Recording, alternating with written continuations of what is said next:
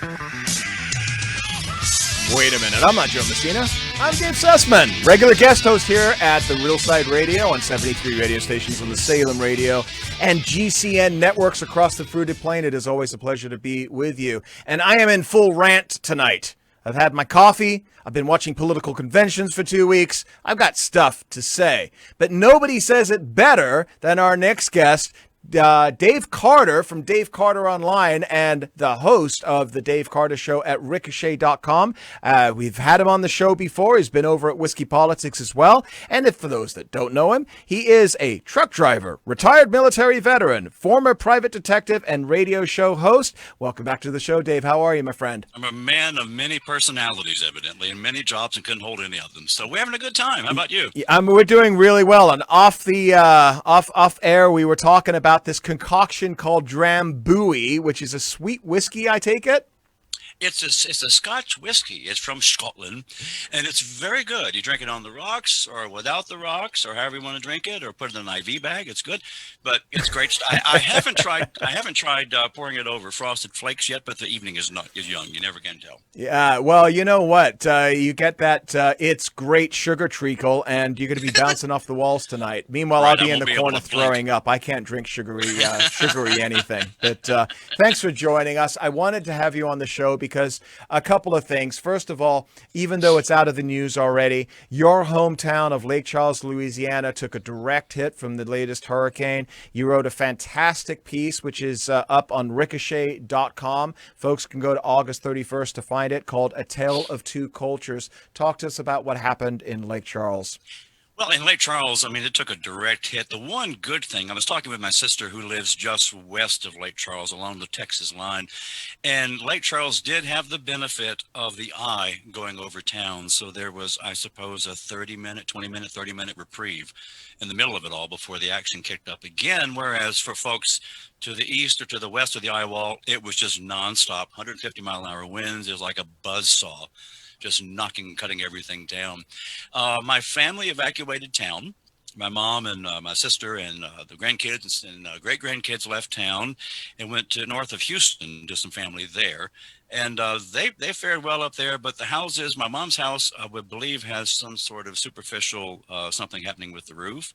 There's some tarp over that.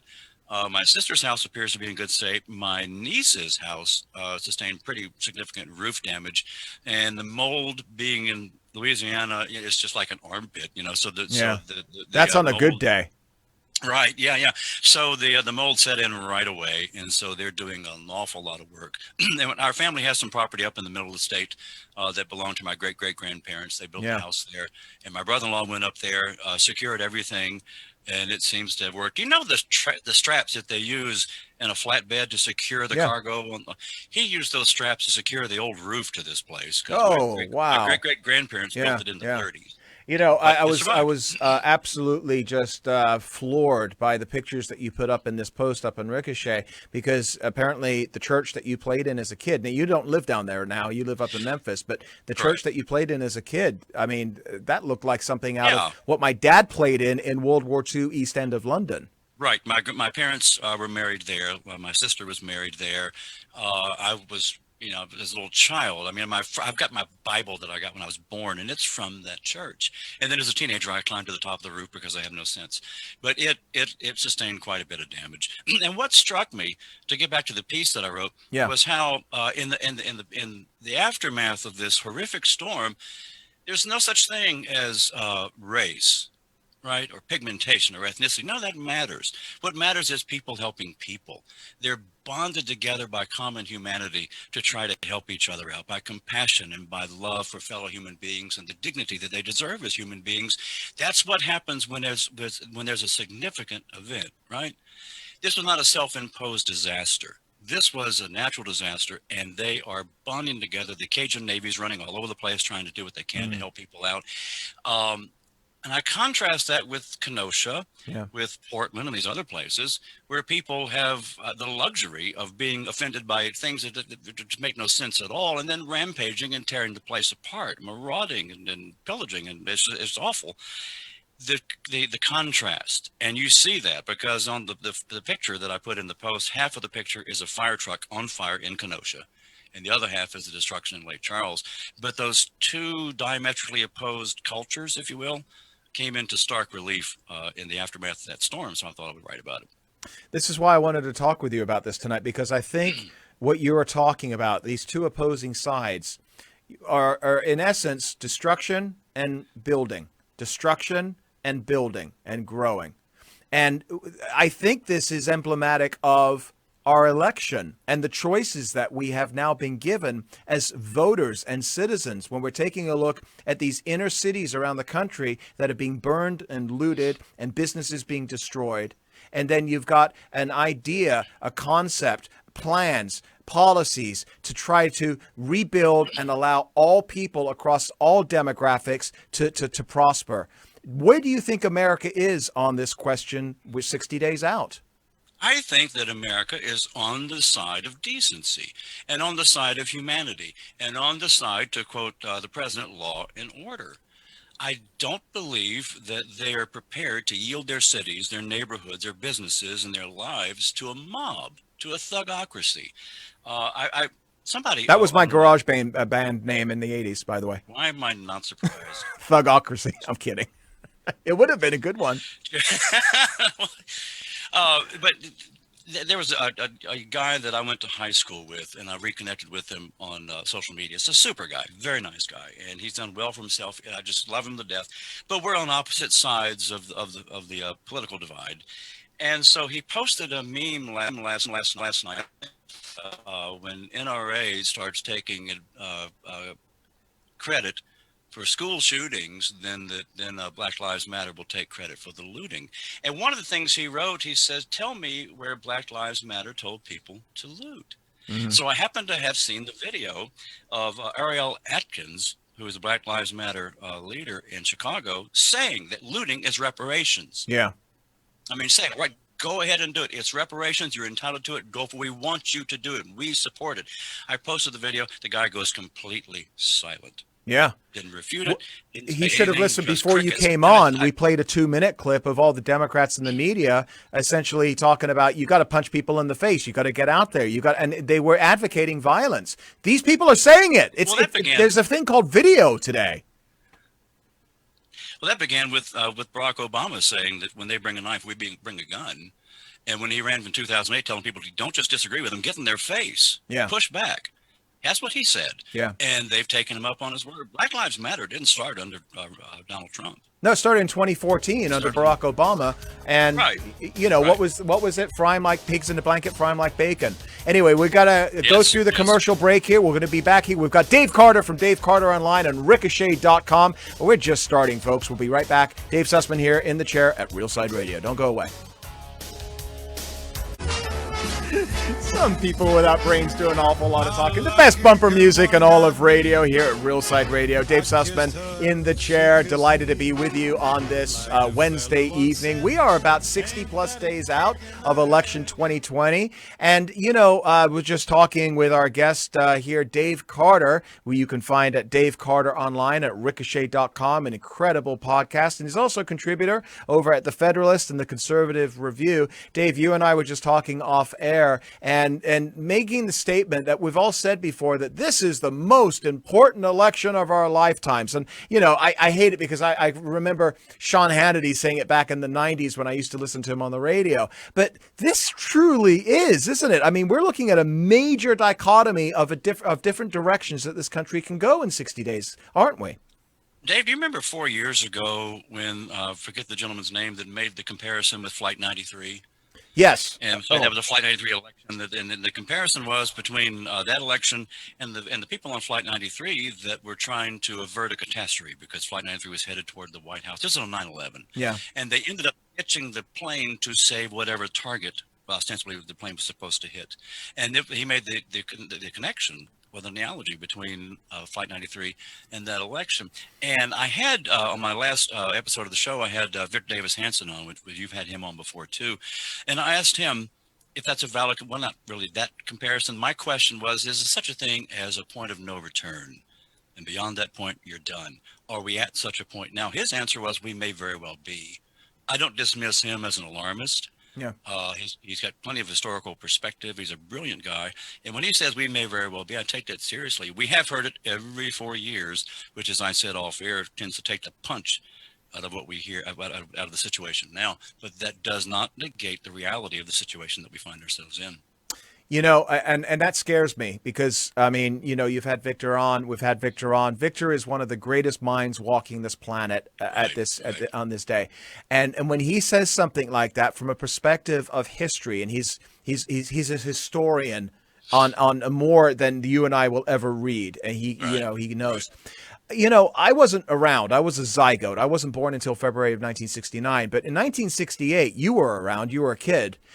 Does what we're dealing with right now worse? Does it compare? Is it better? Is it not as serious than what we saw in 1968? Because from a historical standpoint, 1968 looks like a walk in the park compared to what we're dealing with now.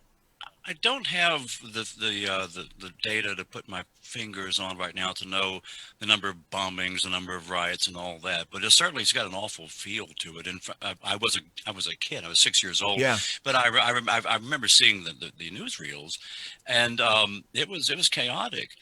I don't know. I think we may be there. I think I told you that I'll be interviewing a mutual friend of ours, Brian Watt, for my own show, and he made a great argument, a cogent argument, in his recent essay that 68 and 72 with McGovern both bear some learning from with respect to this election that we're having now. The situations could be comparable, and the results too, if they don't get hijacked by mail-in ballots or what have you. So, I mean, in the 1968 convention, you were dealing with Black Panthers, you were dealing with Weather Underground, Bill Ayers, and Bernardine Dorn. You were having mailboxes blowing up in the Capitol. I mean, you had domestic terrorists. But this is ubiquitous in blue cities all across the nation. And it isn't a couple, 3 weeks or a month. We are now going into our third month of quote unquote protests, right? We got to stop calling these things protests now. They're just mobs and mob rule, where we're essentially allowing children, and they are children. They may be sponsored by leftist adults, but it's the children that are in the streets with their masks and their Molotov cocktails and their baseball bats that are essentially tearing our country apart. I don't think there's anything, we keep talking about 1968, but I don't think there's anything that we can compare it to that has this length of time. And they've promised that this is going to go through the election. Oh, Kamala Harris has said that it would. Win, lose, or draw, she said, this resistance is going to continue, which is why they've got to do something. You are correct, I think, and it's ubiquitous. It's across the country, and it's not necessarily just in the large cities. And it is Democrat-run cities. Someone took me to task on social media about that. Well, Trump's president, yes, but we have federalism, and Trump is limited to this, at this point at least, of what he can do. The mayors and the governors of these states and the mayors of these cities bear remarkable responsibility for what they're allowing to happen, for pulling back the police and surrendering police precincts to these people. They've turned what used to be good, hospitable and pleasant places to live into, I call it Armpitistan, because it's just one place after another that is on fire. So, again, and Biden is becoming around to this belatedly now that he sees it's hurting him in the polls. We'll see how that works out for them. Maybe I think it's probably too little too late. Yeah, well, you just beat me to it, because I was going to ask you how it relates to the candidates. And we saw in the past 48 hours a presidential candidate that first said that he was not going to come out of his bunker, that he can win an election from his basement, to now going to Kenosha, going to Philadelphia or Pennsylvania, because somebody ran in with their latest polls hot off the presses, scared them to the bejeebies out of them, and now they're getting out. What do you expect that we're going to start to see and hear from Joe Biden? Because he's now talking like a Republican. But he's got to tiptoe around the cause. He can say, as he did the other day, that there's both sides need to calm down. There are good people on both sides. Of course, when Donald Trump said that at Charlottesville, they ate his lunch. But he has to tiptoe around the cause. I read this yesterday, and it's really is very, very, very spot on. The Democratic nominee and the Democrats in general will denounce specific acts when compelled, but they aren't going to denounce the ideological precursors to those acts. And that matters a great deal. Because if they go to the cause and explain that the whole nucleus of these things is just ridiculous. The reality is, it says, if you adhere to a certain set of propositions, for example, that policing in 2020 is morally indistinguishable from slave catching in 1850, or that the American Republic is fundamentally a white supremacy superstructure, then violence is both inevitable and, by those premises, it's justifiable. So he has to say we can't act this way, but he can't say why we can't act this way or why what you're doing is so wrong and indefensible, because then he exposes a vulnerability they'd rather not discuss. You know, as we go into our last couple of minutes here, first of all, can you stick through the commercial? I'd love to have you to the top of the hour because you're just such a wealth of knowledge for us. I can do that. I've got some more Drambuie left. Absolutely. You pour yourself some of that sweet stuff. All right. And we're going to get debaucherous here. Is that a word? It is to me. Here's my question for you before we go into our commercial here. Yeah. Trump has been very much straight down one message: law and order. We're not going to be putting up with this. But Ted Wheeler and these, Lightfoots and all these other folks, they need to call us in. As you were just referring to 10th Amendment right. Federalism, we have to be called in. Ted Wheeler last night had his condo set on fire. He had to move because the mob burned him out. Now, Ted Wheeler's a very successful guy. He's got 3 or 4 homes, no big whoop. But do you think that in any way marble falls, dawned light, what is it, Marblehead, and in any way some of these people start to wake up before the election, before it's too late and they lose their city, or have they just quadrupled down? Yes and no. They're going to wake up before the election, but it's going to be too late. I mean, even the mayor of Chicago, Lightfoot, is it? Yeah. Said no more riding on my property. That's different. We can't do that. So we're getting this not in my backyard stuff. They are recognizing it, but they've had 3 months to figure this out. This is now all about electoral CYA, and I think people will see that. I think people see it for what it is because, right. Again, the polling is got to be alarming. Listen, Biden's numbers just came back from Michigan, a state that Michael Moore says that the enthusiasm for Trump, and he said this 4 years ago and he was right, Trump is up 2.6% in Michigan. He's about to win Minnesota. So the Democrats have got to be absolutely terrified right now because they had a lousy convention. Trump comes through with an incredible convention, one of the best we've ever seen, and that's in the age of COVID. And so they've got to be really worried. When we get through the break, though, I want to talk with you more about, the state of the election, because we're here. I mean, 2 months. It's going to fly by. I want to talk to you about mail-in balloting. I want to talk about, are we going to be sitting here having the same discussion in 3 months from now, wondering who's won? So before we do that, tell everybody where they can find you online, please. I am at davecarteronline.com, where you will find, for example, the article that Dave has been referencing, and some podcasts. So it's good stuff. Fun Dave stuff. Carter Online. Well, we're going to get through the break here. We'll be right back with Dave Carter. Dave Sussman here in the chair at Real Side Radio. Don't go away, folks.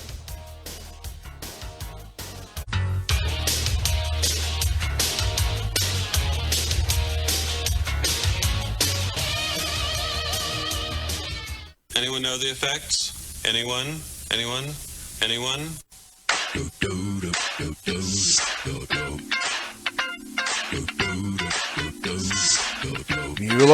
Bueller? No, it's Dave Sussman. I'm here in the chair at Real Side Radio across the 73 stations on the Salem Radio, GCN Radio Network, and I'm always having fun on the radio network. And you can find us at therealside.com, or you can give us a phone call. We'll be taking phone calls in the next hour at 855-732-5563.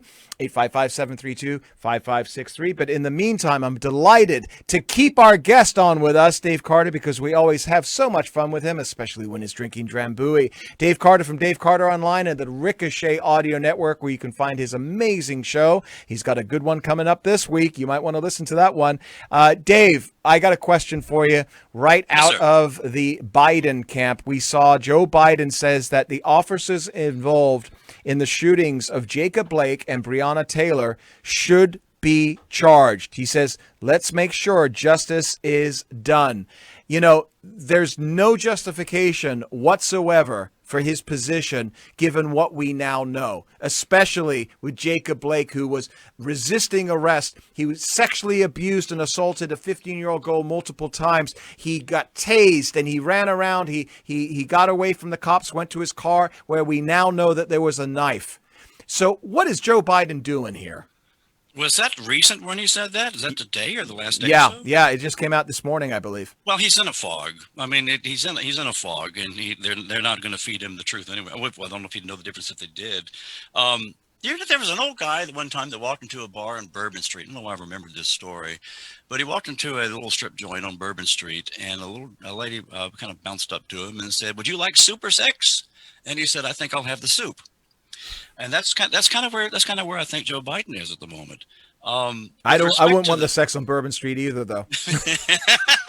I've been on Bourbon Street. Yeah, I have too. I used to go in St. Louis Cathedral and ask forgiveness for the things I was going to do. Anyway,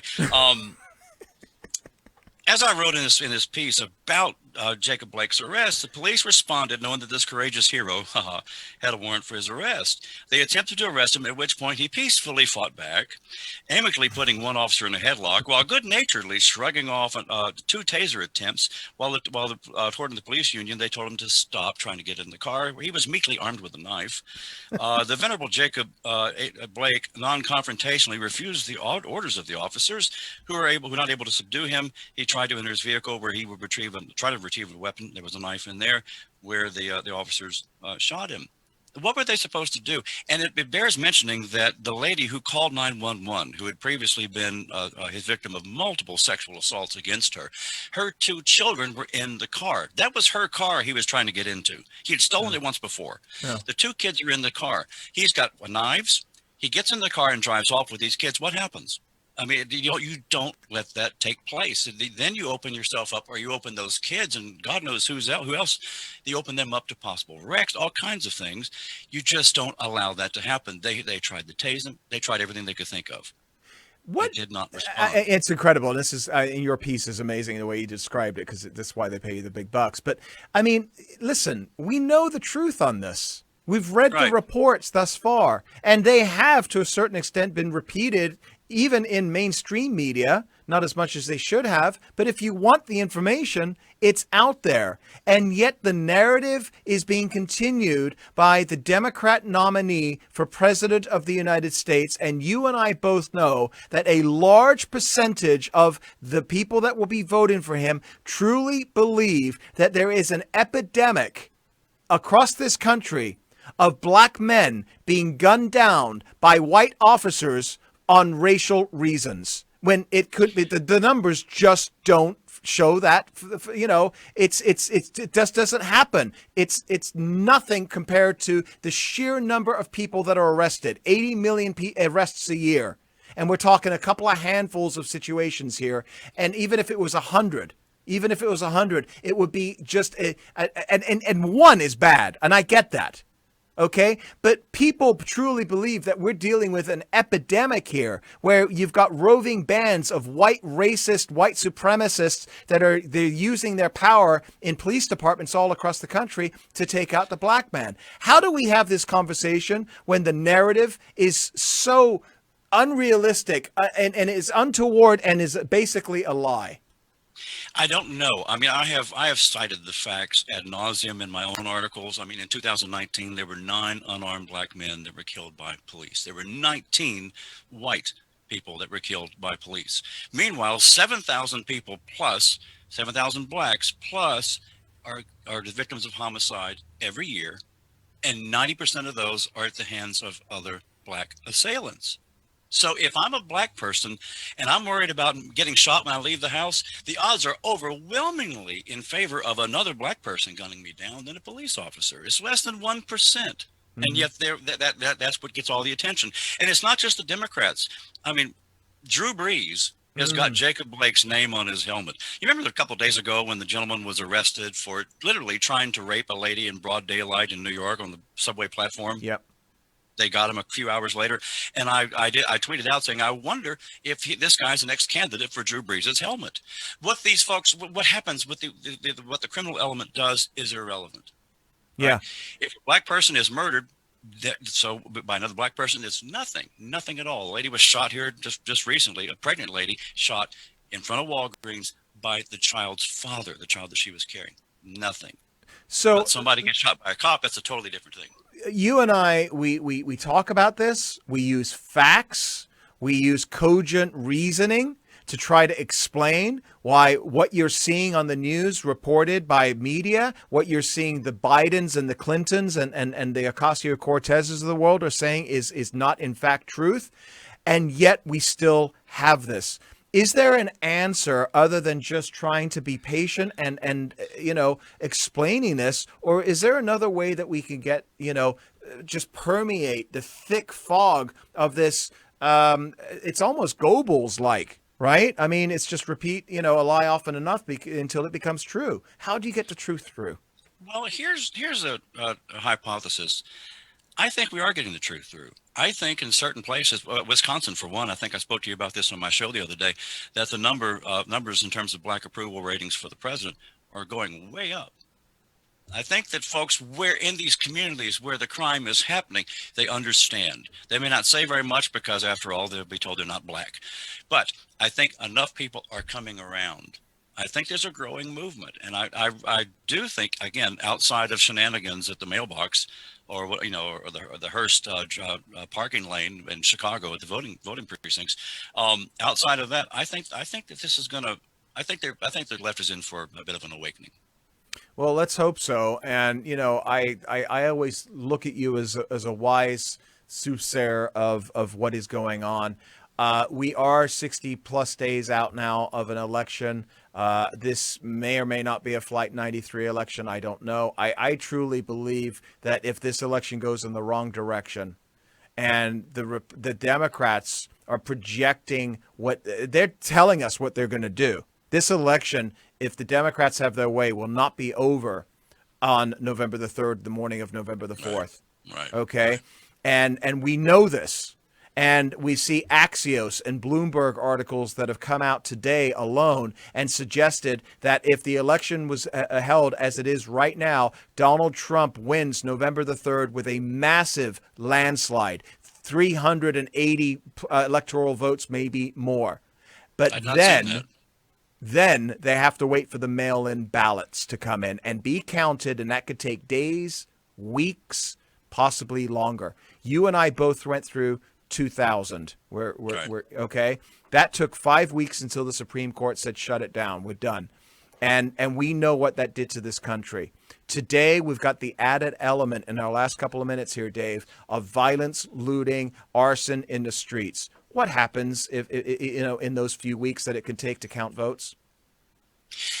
During those few weeks, I think everybody holds their breath, and it's largely a legal maneuver. I think the uptick in violence is going to take place one way or the other, but that will take place once the results are known.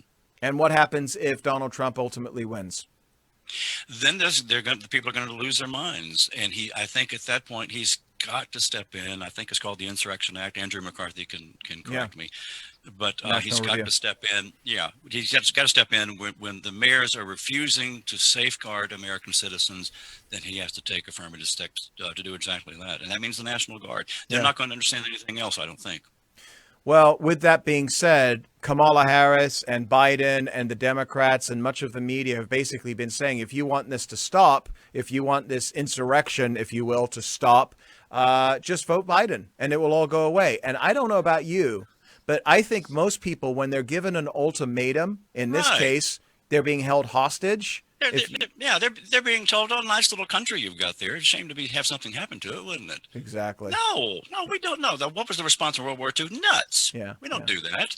Dave Carter, please tell everybody where they can find you and your podcast as well as your great articles. Right now I'm in Memphis it's davecarteronline.com, and that's where you'll find a repository of different articles that I've written, things that predate my time at Ricochet even. There's a page full of podcasts, and you'll see my interview, for example, with Victor Davis Henson, Molly Hemingway, and sometime later this week you'll see my interview with an up-and-coming guy by the name of Dave Sussman. You may have heard of him. So that'll be on there. And there's another page on the site called The Inkwell, more introspective, stream of consciousness, stream of Drambuie, basically. But it's a fun site, so you'll enjoy it. It's davecarteronline.com. Dave, thank you so much for joining us, extending out the time with us. Generous, as you always are, and we'll be talking real soon. And, folks, we'll be back at the top of the hour number 3 here at Real Side Radio. Don't go away, folks. Dave Sussman in the chair. Stick through the break.